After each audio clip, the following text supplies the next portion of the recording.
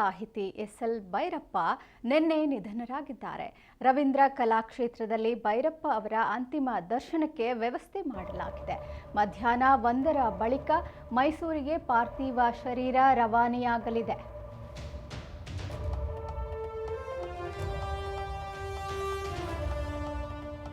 ನಾಳೆ ಸರ್ಕಾರಿ ಗೌರವಗಳೊಂದಿಗೆ ಭೈರಪ್ಪ ಅವರ ಅಂತ್ಯಕ್ರಿಯೆ ನೆರವೇರಲಿದೆ. ಬ್ರಾಹ್ಮಣ ಸಂಪ್ರದಾಯದಂತೆ ಎಸ್.ಎಲ್. ಭೈರಪ್ಪ ಅಂತ್ಯಕ್ರಿಯೆ ನೆರವೇರಲಿದೆ.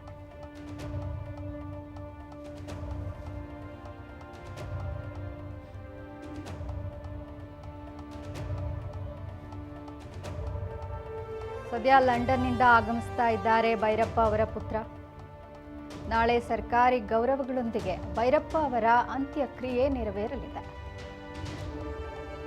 ಹಿರಿಯ ಸಾಹಿತಿ ಎಸ್.ಎಲ್. ಭೈರಪ್ಪ ಅವರು ತಮ್ಮ 94ನೇ ವಯಸ್ಸಿನಲ್ಲಿ ವಿಧಿವಶರಾಗಿದ್ದಾರೆ.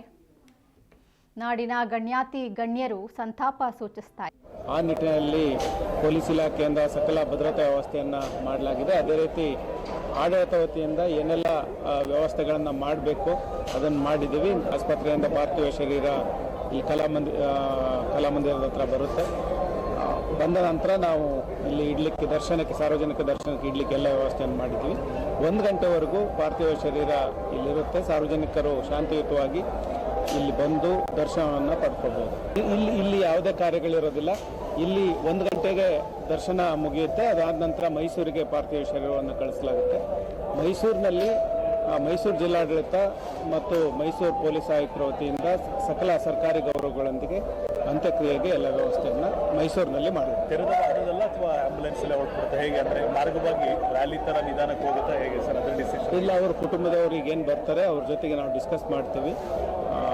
ವಿಶ್ವೇಶ್ವರ ಭಟ್ರು ಇದನ್ನೆಲ್ಲ ಕೋಆರ್ಡಿನೇಟ್ ಮಾಡ್ತಾ ಇದ್ದಾರೆ. ಅವ್ರ ಜೊತೆ ಚರ್ಚೆ ಮಾಡಿ ನಾವು ಡಿಸಿಷನ್ ಸಂಖ್ಯೆಯಲ್ಲಿ ಸೇರಿ ಕ್ಷೇತ್ರದಲ್ಲಿ ಚಿರಪರಿಚಿತವಾದ ಹೆಸರು ಎಸ್.ಎಲ್. ಭೈರಪ್ಪ. ಇವರ 21ನೆಯ ಕೃತಿಯ ನಿರೀಕ್ಷೆಯಲ್ಲಿ ಓದುಗರಿದ್ದಾರೆ.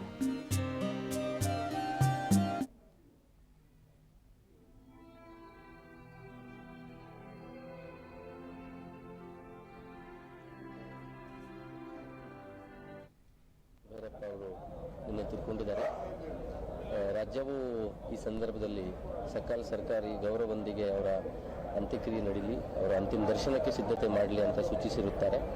ಆ ನಿಟ್ಟಿನಲ್ಲಿ ಪೊಲೀಸ್ ಇಲಾಖೆ, ಕನ್ನಡ ಕಲ್ಚರ್ ಡಿಪಾರ್ಟ್ಮೆಂಟ್ ಮತ್ತು ಜಿಲ್ಲಾಡಳಿತ, ಬೆಂಗಳೂರು ಅರ್ಬನ್ ಡಿಸ್ಟ್ರಿಕ್ಟ್ DC ಅವರು ಸಹ ನಾವೆಲ್ಲರೂ ಕೂಡಿ ನಿನ್ನೆ ಈ ಕಂಪ್ಲೀಟ್ ಸಾಹಿತ್ಯಿಕ ಡಾಕ್ಟರ್ ಎಸ್.ಎಲ್. ಭೈರಪ್ಪ ಅವರು ನಿನ್ನೆ ತೀರ್ಕೊಂಡಿದ್ದಾರೆ. ರಾಜ್ಯವು ಈ ಸಂದರ್ಭದಲ್ಲಿ ಸಕಲ ಸರ್ಕಾರಿ ಗೌರವದೊಂದಿಗೆ ಅವರ ಅಂತ್ಯಕ್ರಿಯೆ ನಡೀಲಿ, ಅವರ ಅಂತಿಮ ದರ್ಶನಕ್ಕೆ ಸಿದ್ಧತೆ ಮಾಡಲಿ ಅಂತ ಸೂಚಿಸಿರುತ್ತಾರೆ.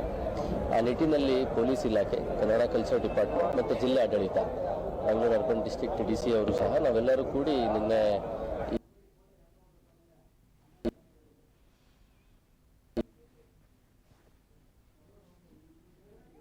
ಸಂಖ್ಯೆಯಲ್ಲಿ ಸೇರಿದರೆ ಯಾರಿಗೂ ಸಹ ತೊಂದರೆ ಆಗಬಾರ್ದು.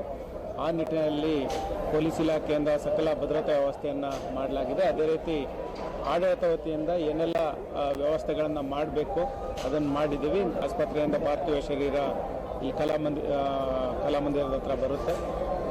ಬಂದ ನಂತರ ನಾವು ಇಲ್ಲಿ ಇಡ್ಲಿಕ್ಕೆ ಸಾರ್ವಜನಿಕ ದರ್ಶನಕ್ಕೆ ಇಡ್ಲಿಕ್ಕೆ ಎಲ್ಲ ವ್ಯವಸ್ಥೆಯನ್ನು ಮಾಡಿದ್ವಿ. 1 ಗಂಟೆವರೆಗೂ ಪಾರ್ಥಿವ ಶರೀರ ಇಲ್ಲಿರುತ್ತೆ. ಸಾರ್ವಜನಿಕರು ಶಾಂತಿಯುತವಾಗಿ ಇಲ್ಲಿ ಬಂದು ದರ್ಶನವನ್ನು ಪಡ್ಕೋಬಹುದು. ಇಲ್ಲಿ ಯಾವುದೇ ಕಾರ್ಯಗಳಿರೋದಿಲ್ಲ. ಇಲ್ಲಿ 1 ಗಂಟೆಗೆ ದರ್ಶನ ಮುಗಿಯುತ್ತೆ. ಅದಾದ ನಂತರ ಮೈಸೂರಿಗೆ ಪಾರ್ಥಿವ ಶರೀರವನ್ನು ಕಳಿಸಲಾಗುತ್ತೆ.